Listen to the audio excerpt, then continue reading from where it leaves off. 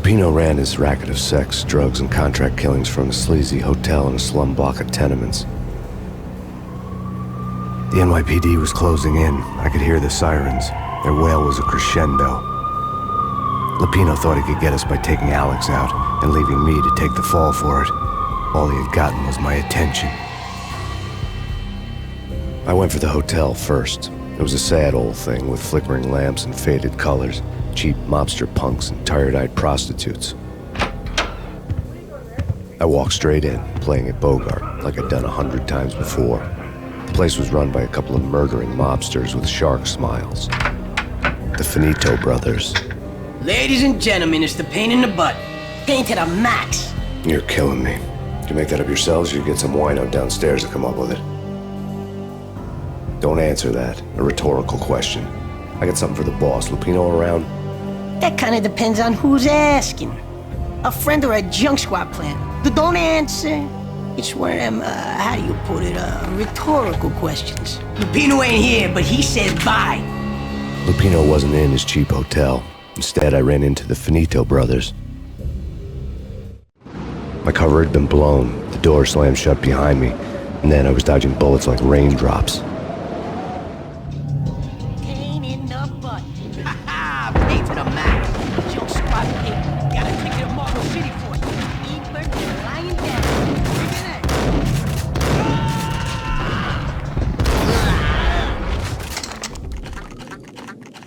A letter on the desk caught my eye.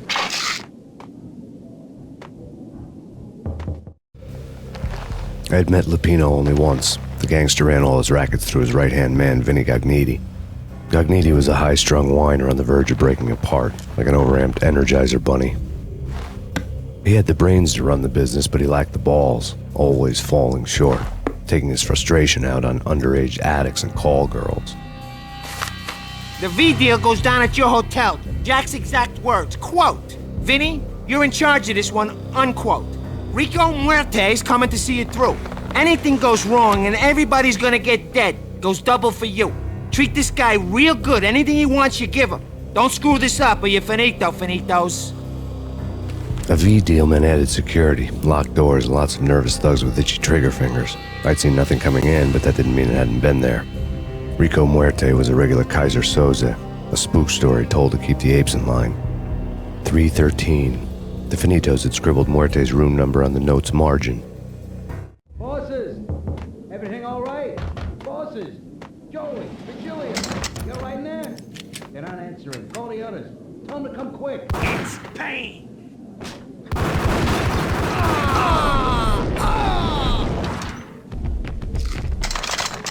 Getting out was not going to be easy. The staircase was locked and the elevator had been busted for a decade or more.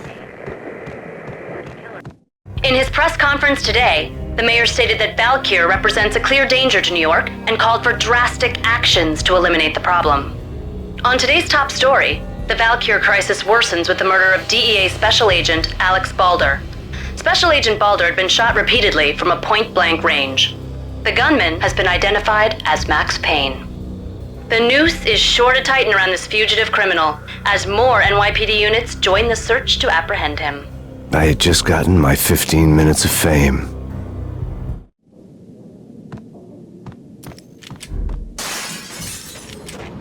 Yeah, something's wrong with the bosses. Payne's there and they're not answering. Let's go already. Payne's gonna pay.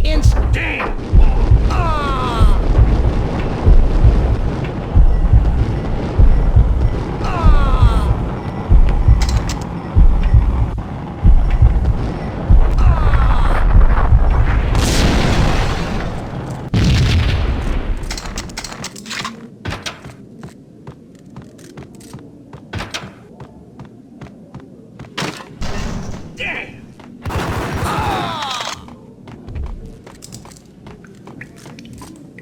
Previously on Lords and Ladies.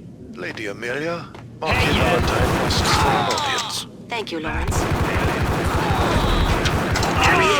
Episode of Lords brought to you by Acer Corporation.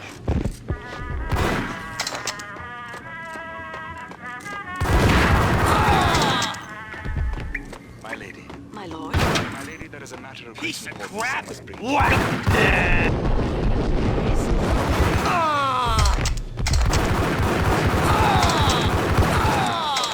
has been sunlight in the orderly's blazing. Tonight, the city's fight against the nightmare drug Valkyr took a turn for the worse, as DEA Special Agent Alex Balder was found brutally slain at the Roscoe Street subway station. A suspect was seen leaving the site only moments after the shots had been fired, and the NYPD is currently in pursuit of Max Payne, a repeated felon believed to be armed and extremely dangerous. And now the weather. The worst winter storm in recorded history continues to pound the city. This party had been dead for a while. I couldn't say I was sorry I'd missed the show.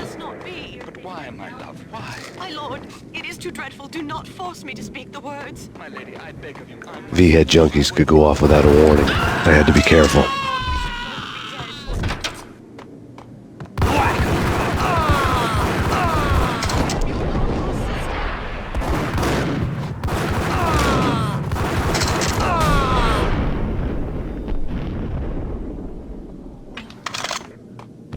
I'd found Muerte's room. Muerte had received a letter. Our investigation had turned up nothing to link Angelo Punchinello, the head of the Punchinello family, to Valkyr. All tracks had ended with Jack Lupino. The letter in Muerte's room was signed by the Don himself. It was the first hint that the Kingpin knew what was brewing inside his syndicate. The trouble you got into after the Chicago screw-up.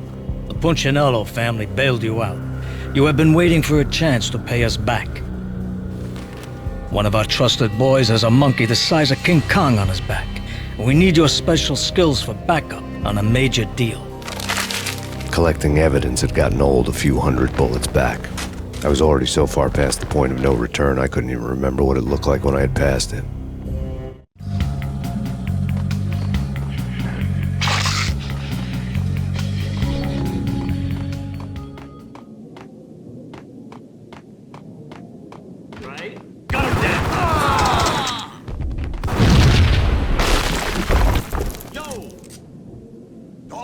God damn! I thought it was a bomb for sure. Nah, the Russian wouldn't dare. This has been waiting to happen. I thought it was a bomb. Hold it!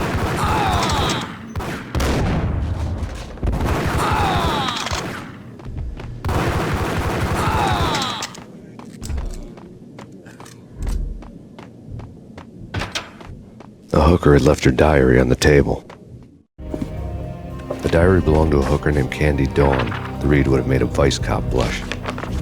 Had talks with the mystery hag over the phone again. Sent her the latest One-Eyed Alfred tape. As long as the hag keeps paying for the tapes, the old man could come every day for all I care. She had a nice sideline, making secret X-rated flicks of her clients and selling them to the highest bidder. It would get her killed if her V-fix for the day didn't do it first.